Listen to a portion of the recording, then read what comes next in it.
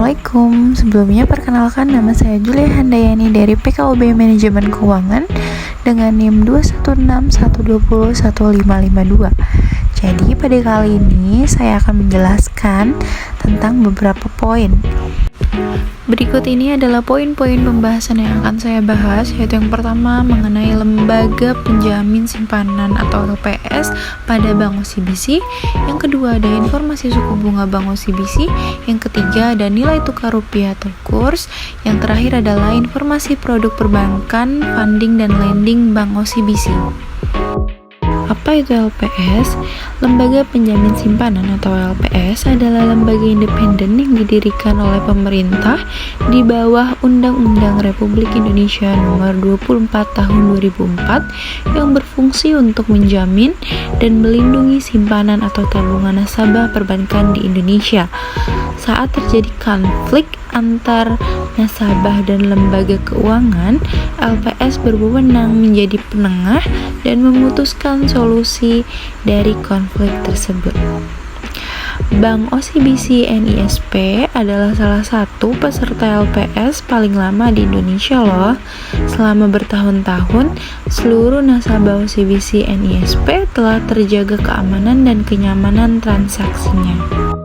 Pada lembaga penjamin simpanan atau LPS, Bank OCBC ini mempunyai tingkat bunga pinjaman sebesar 4,25% dengan falas sebesar 2,25% dan BPR sebesar 6,75%. Berikut ini adalah poin pembahasan selanjutnya, yaitu mengenai informasi suku bunga Bank OCBC. Ini adalah suku bunga deposito berjangka dan juga suku bunga dasar kredit yang ada di Bank OCBC. Poin pembahasan selanjutnya yaitu nilai tukar rupiah atau kurs. Nilai tukar rupiah atau mata uang, istilah lainnya adalah kurs, di mana nilai tukar mata uang atau kurs ini adalah perbandingan harga atau nilai dari mata uang suatu negara yang diukur dalam mata uang negara lain. Adapun jenis-jenis kurs, yang pertama adalah kurs jual, yaitu kurs yang digunakan untuk menukarkan mata uang rupiah ke dalam mata uang asing. Yang kedua, ada kurs beli, yaitu kurs yang dipakai saat membeli uang asing atau menukarkan uang asing dengan rupiah. Yang terakhir, yaitu yang ketiga adalah kurs tengah, yaitu tingkat kurs yang berada di antara kurs beli dan juga kurs jual. Berikut ini ada nilai tukar rupiah ke mata uang asing. Poin pembahasan selanjutnya yaitu adalah funding. Funding adalah istilah dalam bahasa Inggris yang berasal dari kata fund atau dana. Berdasarkan hal ini, funding adalah proses pengumpulan dana. Sementara dalam perbankan, funding adalah proses mengumpulkan dana atau uang dari nasabah dalam bentuk tabungan, giro, dan juga deposito. Berikut ini adalah jenis-jenis funding. Yang pertama yaitu simpanan tabungan. Simpanan tabungan ini merupakan produk yang paling banyak digunakan masyarakat sebab persyaratannya yang lebih relatif mudah tetapi beragam pada setiap banknya. Nah, untuk simpanan ini produknya pun cukup beragam, mulai dari tabungan reguler, anak, bisnis, dan yang lainnya. Yang kedua ada simpanan deposito. Simpanan deposito itu merupakan produk yang hanya dapat dilakukan dalam jangka waktu tertentu sesuai dengan ketentuan yang ada di dalam bank. Jadi, kalau mau mengambil uang sebelum waktu yang telah ditentukan, nasabah akan dikenai denda. Jika tidak mau terkena denda, cobalah alternatif produknya seperti emas, SBN, atau reksadana. Yang ketiga adalah tabungan berjangka. Tabungan berjangka ini merupakan gabungan dari simpanan tabungan dan juga deposito. Untuk tabungan ini, setorannya perlu dilakukan setiap bulannya. Nah, untuk produk ini sangat cocok nih untuk orang yang ingin studi di luar, berangkat haji, ataupun dengan tujuan khusus lainnya. Dan yang keempat adalah tabungan giro.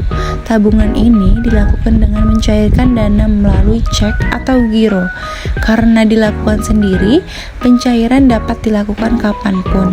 Namun perlu diingat bahwa kertas cek harus diotorisasi dulu oleh pemilik rekening. Berikut ini adalah produk-produk funding yang ada di Bank OCBC. Yang pertama ada tabungan. Di tabungan terdapat 10 macam, yaitu pertama tanda 360, kedua tanda 360 plus, ketiga tanda premium, keempat tanda falas, kelima tanda junior, keenam ada tabunganku, ketujuh ada OCBC Simple, 8 ada rekening dana lender, 9 rekening dana nasabah, dan yang terakhir yaitu OCBC Pocket. Dan pada tabungan berjangka ada 4 jenis, yaitu taka hadiah, taka bunga pasti, dan yang terakhir ada taka angsuran tetap. Dan pada deposito terdapat 2 jenis, yaitu deposito IDR, deposito falas. Dan yang terakhir adalah tabungan emas yang berisikan tabungan emas. Dan poin pembahasan terakhir yaitu apa itu lending. Lending berasal dari bahasa Inggris yaitu lend, yang mempunyai arti menghutangi, meminjamkan, atau memberi. Lending dalam perbankan adalah proses peminjaman dana oleh nasabah. Jadi pada lending bank risikonya adalah terkena denda apabila keterlambatan Anda sebagai debitur atau penerima dana pinjaman telat membayar cicilan atau hutang yang telah diberi bank.